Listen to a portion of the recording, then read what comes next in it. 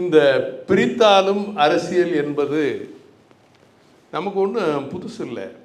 இந்த பிரித்தாளும் அரசியல் என்பது நமக்கு யாருக்கும் புதுசு இல்லை. என்ன காரணம் அப்படின்னு சொன்னால், பிரிட்டிஷ்காரங்க இங்கே வந்ததுக்கு முன்னாலேயே பிரித்தாளுகின்ற நிலை இருந்திருக்கிறது. பிரிட்டிஷ்காரர்கள் வந்ததுக்கு அப்புறமும் பிரித்தாளுகின்ற நிலை இருந்திருக்கிறது.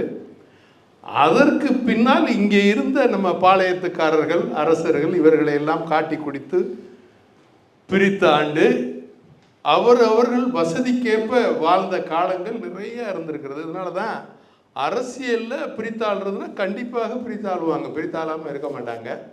ஆனால் நமக்கு பிடிச்ச போதாத காலம் ஓங்கோல்லேருந்து தட்சிணாமூர்த்தி கிளம்பி வந்திருப்பான்னு நமக்கு தெரியவே இல்லை.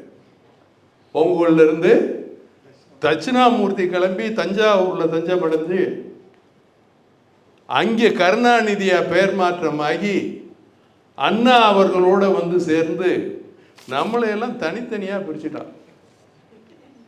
அதாவது எப்படி சொல்றது அப்படின்னு சொன்னால்,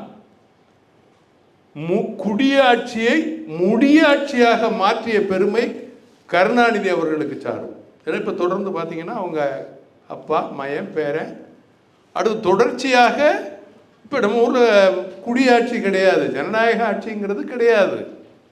இது முழுக்க முழுக்க